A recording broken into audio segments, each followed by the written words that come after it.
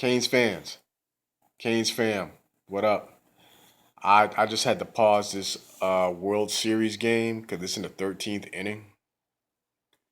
Um, the Boston College Miami game went off about 2.5 hours ago, 3 hours ago, and look, let me show y'all something. Let me show y'all something. Hold on. See that? See that right there?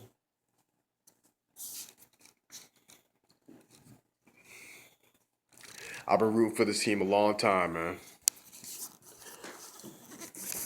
I'm not even gonna waste your time and going over the score and going over the minutia and the details of the game.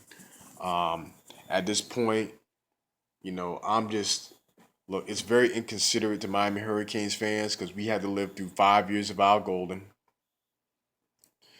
and another 4 or 5 years of Randy Shannon, and watching this program just go downhill.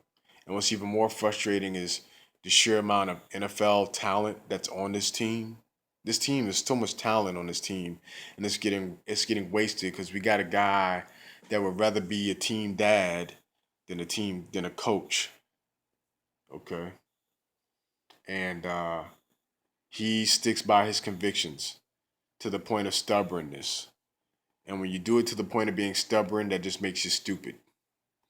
Because I don't care what your personal feelings are about Malik Rozier versus N'Kosi Perry, and I'm saying their names.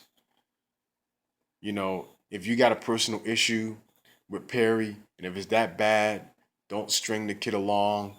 Tell him that he's not wanted at the program and give the young man an opportunity to transfer. Because if I were Perry, after that bullshit tonight, and then misleading the media, and, and I'm not gonna say he lied, but as a coach, he misled the media, telling everybody that, oh yeah, Rozier's gonna start, but don't be surprised, and most likely Perry is gonna play, misleading everybody, and then at the press conference saying he never had any intention of playing him. Nah, you need to get fired, bro. I'm at the point. I'm like, man, fire his ass. If I were N'Kosi Perry Monday morning, I'd be in Mark Richt's office and say, I'm transferring. I'm out. I'm transferring. And I would go to another program. I would go to an in-state program, South Florida, well, some other, just to prove the point. Because Perry is that good. Perry is good. Perry right now should be under a competent offensive coaching staff. Perry should be balling out like Tagovailoa or Kellen Mond or the what's her name, uh, Lawrence, whatever his name is at Clemson. Perry should be balling out right now, and he's not because he's not being given the opportunity. Mark Rick has not shown him nearly the amount of patience that he has shown Rozier for whatever reason, because Rozier's a square and he's a choir boy, and that's what Mark Rick wants is choir boys, I guess. But the kid can't play quarterback. You're letting a kid who's only at the school because of a baseball scholarship get more consideration than a kid who's there because of football, because he played football. So yeah, it's incompetence. I'm not gonna go into the details of the game. Never mind the bullshit. No calls on the targeting. There's two targeting calls. One of them was blatant to hit on Langham in the end zone. That was a blatant targeting call. But of course, it's Miami, so just keep the flag in your pocket. We know the bias is real, but you know what? If we had great coaching on the offense, and the defense is doing what they can, but you can't expect the defense to win games for you every weekend. Um, with those calls, look, if we had competent offensive coaching and can sustain drives and put more than 13, 14 points on the board in the game, more than 17 points on the board in the game, um, that wouldn't even be a problem. If we had an offense that could sustain drives and drop 35, 40, 45, 50 points at will, like we should because of the amount of talent we have at the skill positions, it wouldn't even be a problem. And as far as the offensive line, the kids aren't the problem. The coaching is the problem.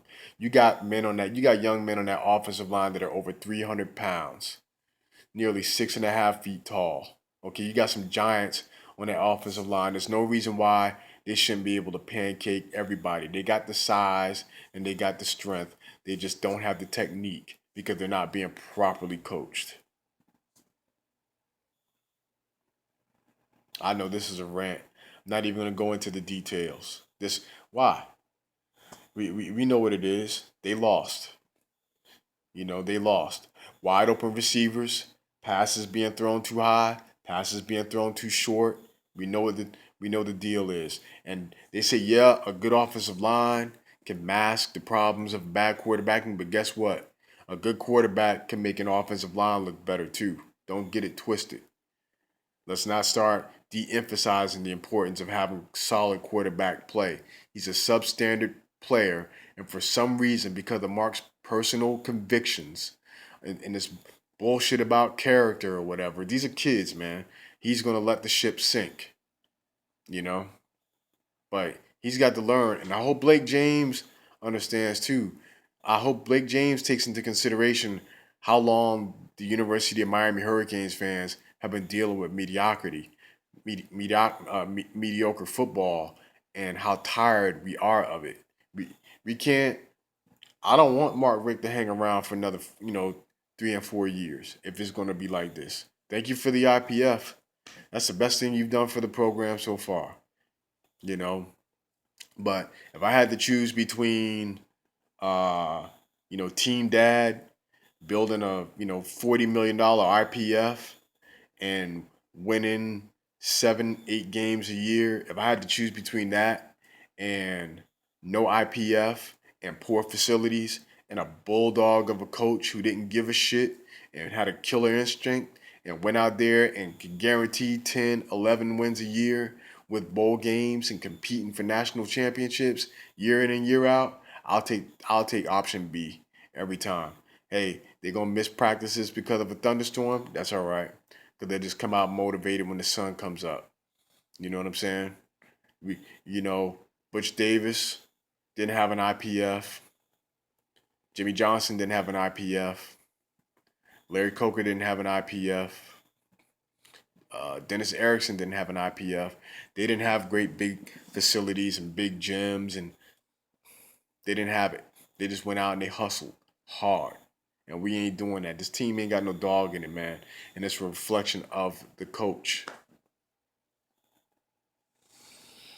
So yeah, you guys can criticize me and ridicule the video. I'm open to your comments, any suggestions y'all might have. But right here tonight, the way I feel about this team, fire Mark Richt.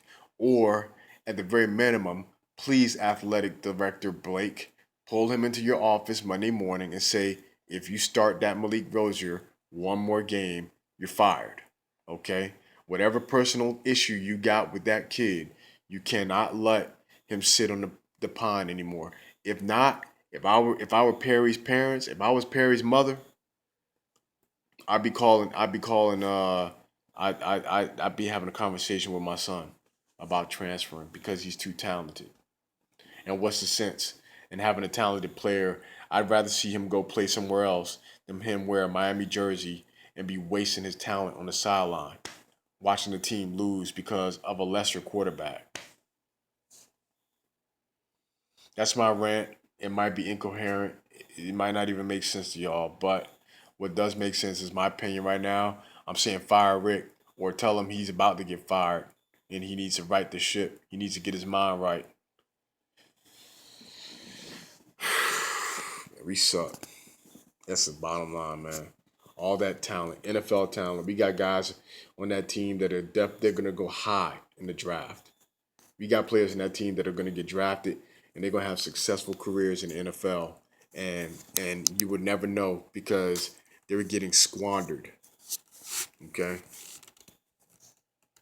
Y'all have a good night.